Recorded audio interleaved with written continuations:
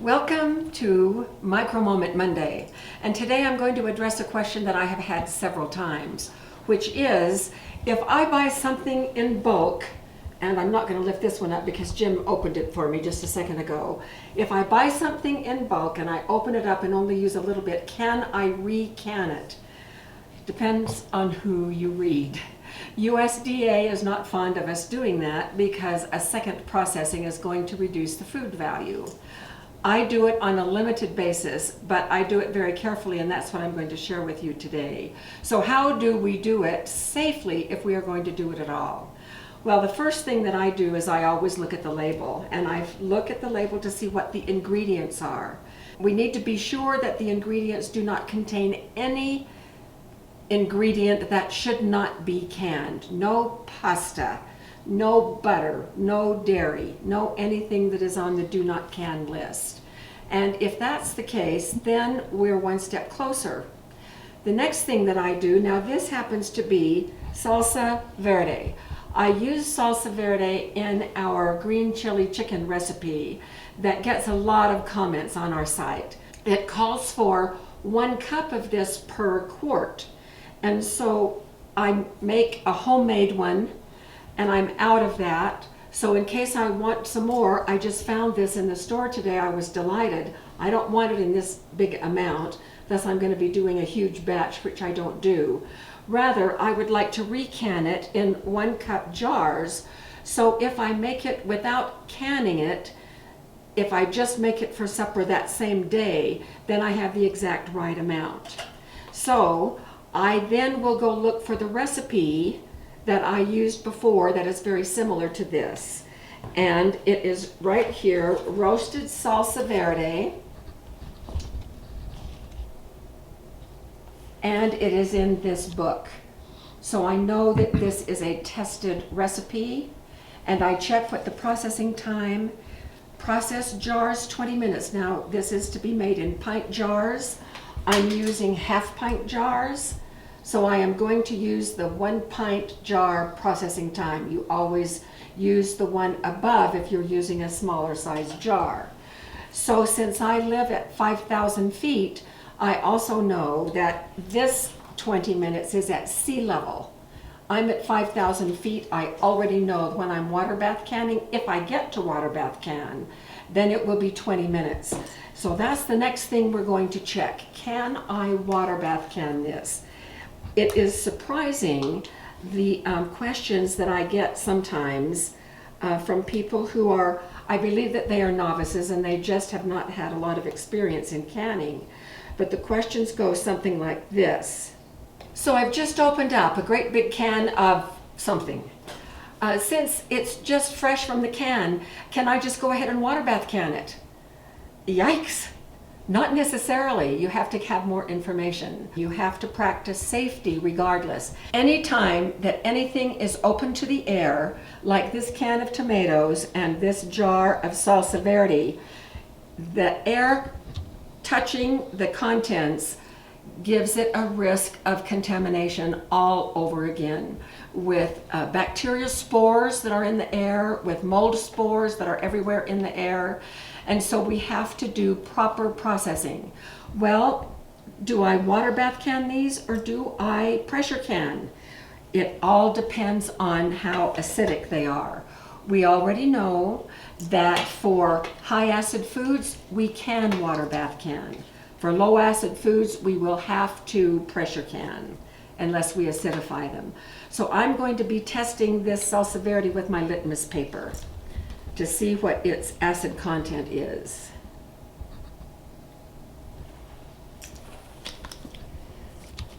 So it looks to me like this is about a 3. 3 is high acid. Yay! I can water bath can it. I'm so delighted. Now, because I know the processing and I have a recipe, I know that it has to be hot. So I'm going to heat it up.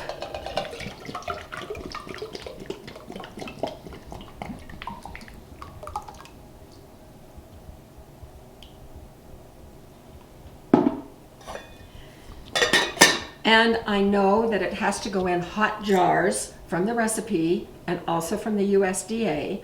And I know that I'm going to be water bath canning it for 30 minutes. So I'm going to put this on the stove and let it start heating up. I'm just going to bring it to a boil. Meanwhile, I'm going to heat up my jars. So let's do a check of the pH of these tomatoes now and see if we're going to be pressure canning or if we are going to be water bath canning.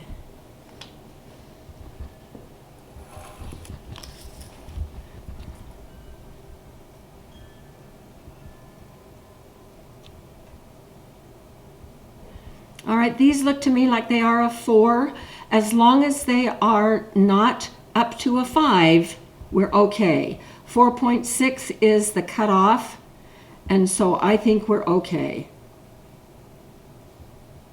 So we will be water bath canning those. Now there are some things that I will not redo. I will never redo green beans. If I find a great big number 10 can of green beans and it's on sale, I might buy it, but then I'd have a big family dinner so we could heat it and use it all at the same time. So I also know that tomatoes have to be hot. So I'm going to dump those in here. Splashy. And heat these.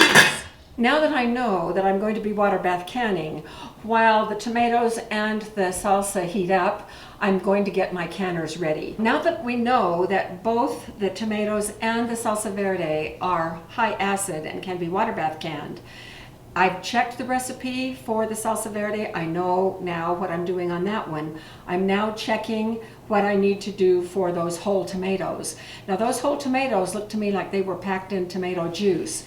And so here in the USDA book,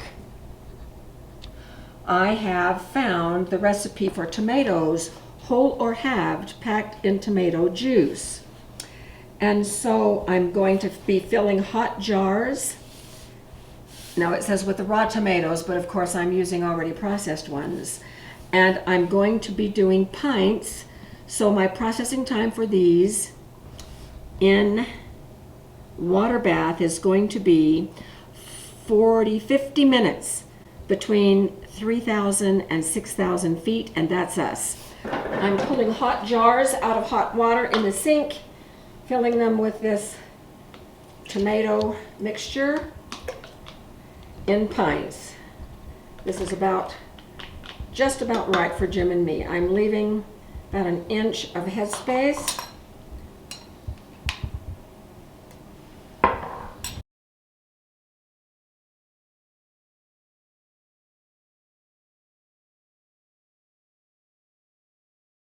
And now these will go in the canner.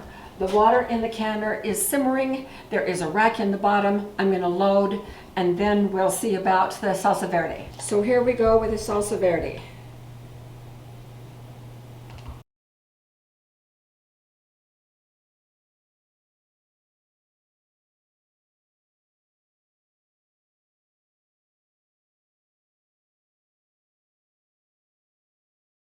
All right, I'm loading these in the canner. Ooh. Oh, did you ever luck out? I'm going to take a little bit of that out. I think so. So here they are. Everything is out. They came out about 10 and 15 minutes ago, so they look really good. All of these have popped. These haven't quite yet. They haven't been out as long. So this is going to be a good addition to our pantry. I recognize that the food value will not be as high as it was before I process them. So let's quickly review. If you are going to recan bulk foods, you need to be very, very selective. And for heaven's sake, don't fly blind. That's when people get into trouble. So know the safe canning methods that are relative to whatever it is that you want to do.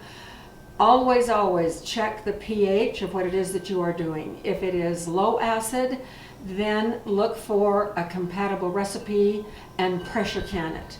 If it is high acid, look for a compatible recipe, and you can, there went one, and you can water bath can it. I don't do this very often at all. In fact, really, the only things that I have ever done are high acid foods.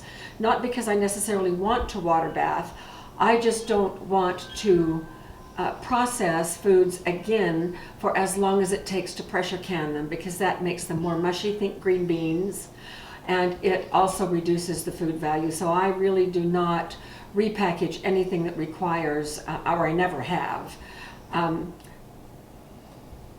reprocessed anything that requires pressure canning. These are interesting times that we are living in. It's forcing us to do things in new ways and differently than we have done before. So this may be something that is useful for us going forward. So that's it for our micro moment this week, and we'll see you next week.